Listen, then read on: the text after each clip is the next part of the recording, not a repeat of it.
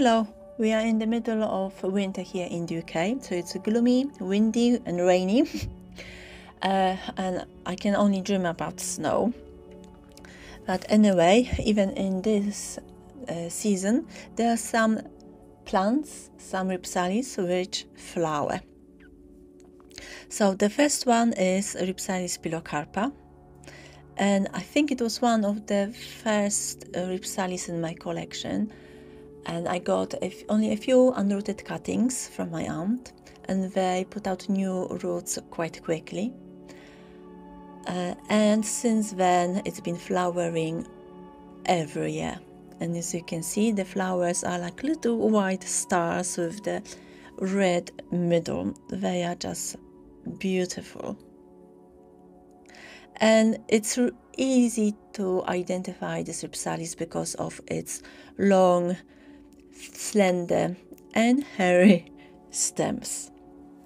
The next one is Rhipsalis dissimilis from dissimilis. So first I had one plant, and then I bought two unrooted cuttings, which again rooted quite quickly, and so I put them together with this established plant, and both of them they bloomed.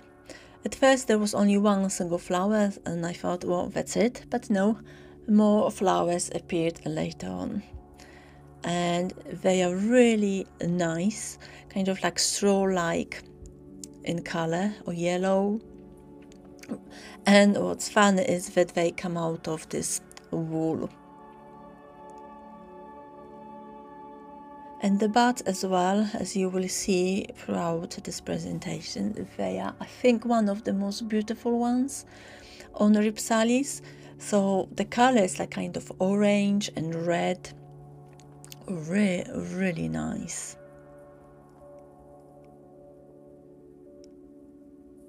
Oh, you can see here coming out of this wool, really something. So the bud, from bud to bloom.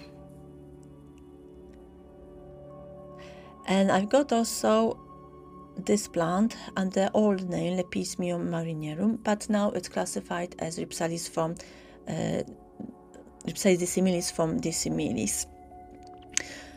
And again, you can see the stages of the buds. Just really nice, kind of golden orange color.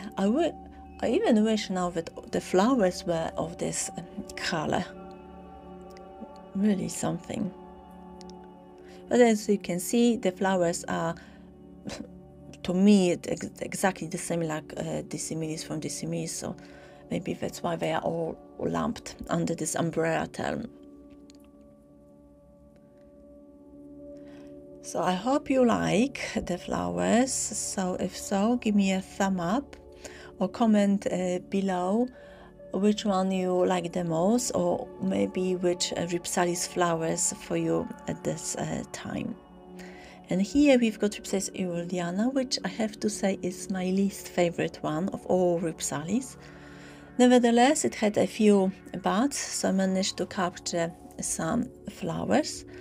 As you can see, the petals are almost transparent, white, nice looking. And also consider subscribing to my channel if you are not yet subscribed. The next one is with the name which I can't pronounce it, and there were two buds, but unfortunately I missed the flowers, but I will pin up above a link to the previous video that I made from previous years, so you can have a look what the flower looks like.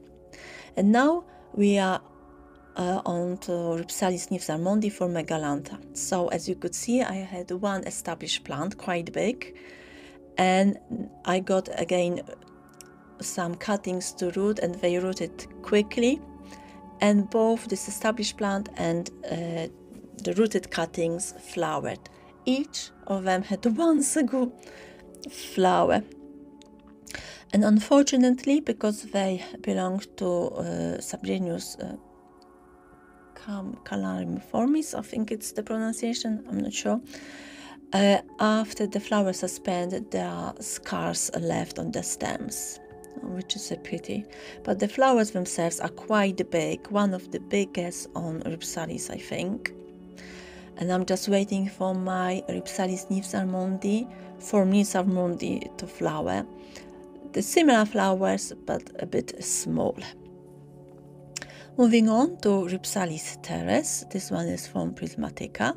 So it started to bud for the first time last year in autumn, and then it's finished flowering now in January. As you can see, Rhipsalis Teres and species, the same like Rhipsalis passifera species, they've got similar flowers, and they are one of the smallest flowers in Rhipsalis world.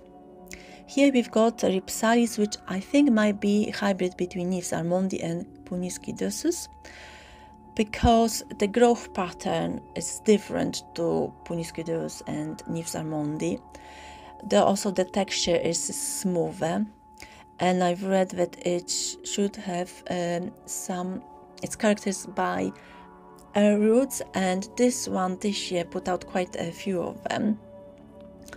And also for the first year it had flowers. So the buds appeared at the end of December, and they just starting opening now in January. So you can see the stages of development of buds, and again they are quite pretty with the ovary being red in color. And I think again, sadly, there will be some scars after flowering. But that's the nature of those of this subgenus.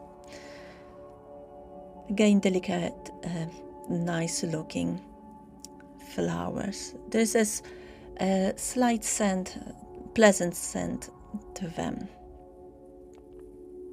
And I also notice now some buds on my Rhipsalis Schaefferi, as well as Rhipsalis Campos Portioana. So exciting. And the last one is Rhipsalis elliptica. It's one of my favorites as well. Here is sun-stressed. It was all summer outside, and although it received only morning light, as you can see, it got this nice red color. And what's interesting about Rhipsalis elliptica is that on one plant, as you can see, there are different sizes and shapes of stems. And also you will see in a moment, between these species there are differences as well. So this one flowers without fail every winter, and the flowers are so cute, like again little stars, and it makes an impression, especially when the whole plant is covered or the whole segment is covered with flowers. So the other one that I'm going to show you in a bit, I got it as Rhipsalis Pachyptera rubra, but it turned out that it's still the same Rhipsalis elliptica. It's just different morphology of it, a bit different looking. So here is, well, let's call it standard form, just for the for the purpose of this video. And you've got here comparison with the other one to the right, which, as you can see, the clades are much bigger. So there are buds of the standard and the buds of this bigger claded Rhipsalis. And again, it spent all the summer 2024 outside and put it out new growth lots. And let's have a look how the buds developed. Again, nice colors. And you can see here that the flowers of those both Rhipsalis elliptica are, to me, they look the same. Maybe one is a bit bigger because the buds were bigger, and that's all. So I hope you liked my winter flowering Rhipsalis and their flowers, and it will encourage you to either expand your collection of this genus of epiphytic cacti, or indeed to start it. So thank you for watching, and bye!